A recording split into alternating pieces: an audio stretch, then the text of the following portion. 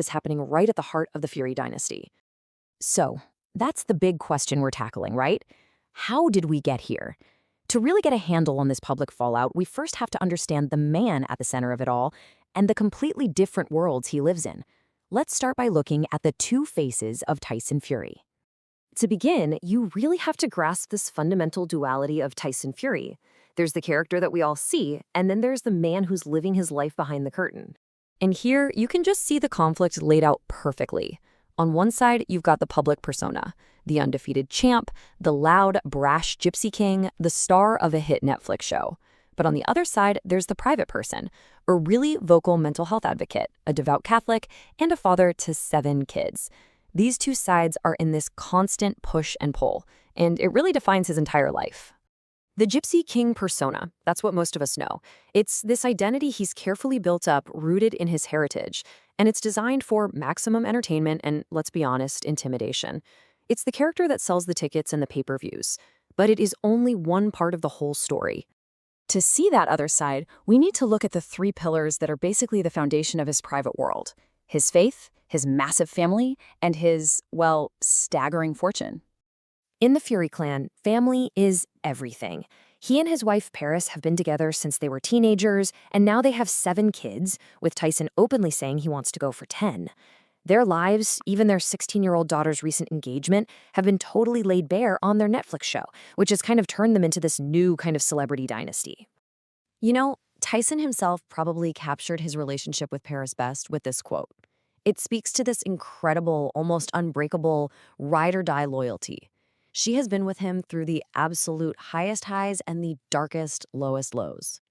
This second pillar is his faith. Fury is a devout Catholic, and he's incredibly vocal about it.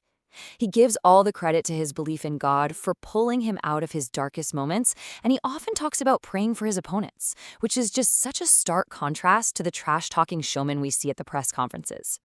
And the third pillar holding up his private world is fortune. And we are talking about an estimated personal wealth of £160 million. This isn't just prize money, you know? Tyson Fury is a massive, incredibly lucrative business. And that business-savvy side of him led to a really big life change. Not long ago, the family packed up and left their longtime home in Morecambe for this huge mansion on the Isle of Man. Now, on the surface, it's a lifestyle upgrade, sure, but the real reason is a lot more strategic. Okay, the numbers here tell the whole story. In the UK, as a top earner, Fury would be facing a 45% income tax rate. But by moving to the Isle of Man, his tax rate drops to just 21%. And, this is the really important part, it's capped at £220,000 a year. For a guy earning millions, that is a colossal, game-changing saving. It really shows you the shrewd business mind that's working behind the boxer. But you know, all the faith, family, and fortune in the world couldn't protect him from his most difficult opponent, himself. This is the story of his battle outside the ring. For years, Fury has been incredibly, brutally honest about his struggles. We're talking a diagnosis of bipolar disorder, a crippling depression that led to multiple suicide attempts, addiction to drugs and alcohol, and at his absolute lowest point, his weight ballooned to nearly 400 pounds.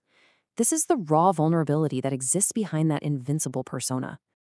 I mean, this timeline reads like something out of a movie. It's one of the greatest comeback stories in sports history. In 2015, he's at the top of the mountain, heavyweight champion of the world. Within a year, he loses it all, spiraling down into a deep, dark depression. But by 2018, he fights his way all the way back, losing 150 pounds to get back in the ring. And by 2023, his Netflix show basically cements his new role as this powerful voice for mental health. His advocacy is so powerful because of this very idea. He uses his own immense physical presence to make a simple, crucial point. Mental illness does not care who you are, it doesn't discriminate. And that's a message that has resonated with millions of people. Which brings us right back to where we started, the present-day drama and the shocking breakdown of his relationship with his father, John. Look, you just can't overstate John Fury's role in this whole story. He's not just Tyson's father, he's a former fighter himself, and he has been a co-creator of the entire Gypsy King legend. His fiery, outspoken presence at press events, that was a huge part of the spectacle. So when John says these words, the key thing here is the sense of betrayal and pride. He's making it crystal clear this isn't about money. No, this is about respect, about legacy, and this feeling that his role in building his son's success is being forgotten. He's basically shouting, "Don't forget who built this." And the conflict is professional too, not just personal. John believes Tyson's performance has actually slipped since that brutal trilogy of fights with Deontay Wilder. He feels his son is now surrounded by yes-men who won't tell him the hard truths, and that he's just not the fighter he once was.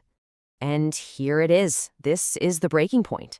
John's public, just brutal dismissal of Tyson's head trainer, Sugar Hill Stewart, calling him a gym sweeper and tactically useless, that wasn't just a critique. It was an ultimatum. It was a line in the sand. And it was an ultimatum that Tyson clearly did not accept, which led to this whole mess. So when you put all these pieces together, the persona, the family man, the fighter, the patient, what you're left with is this portrait of a man completely built on contradictions. So who is the real Tyson Fury? He's not just one thing. He's a fighter who battles mental illness. He's a showman who is a strict family patriarch. He's a devout believer who is also a ruthless businessman. And now, he's a son who finds himself as a rival to his own father.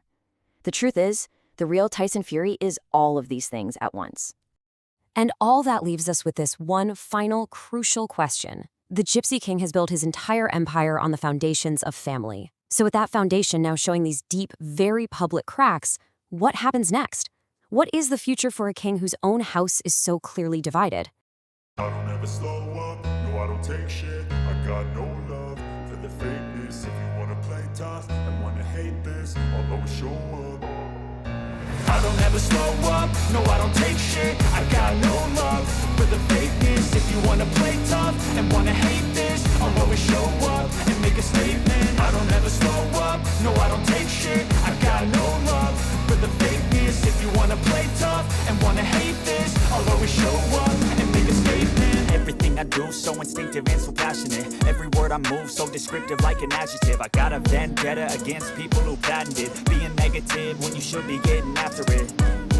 I got facts over tracks, this and that. Spitting slow, speaking fast, I could roast, I could gas. Think I'm okay at last, but I don't know if that can erase all the past. And the pettiness, a reflection of the emptiness. Hilarious, you think you're worth my time, you're delirious. Mysterious, because you hide behind a fake exterior. Inferior, you know I'll always be a bit superior. Get off of me, this ain't no humble brag. I want you to hear words, you can say them back. I want you to feel free from the chains at last, and to believe in what you got, it was built to last, yeah.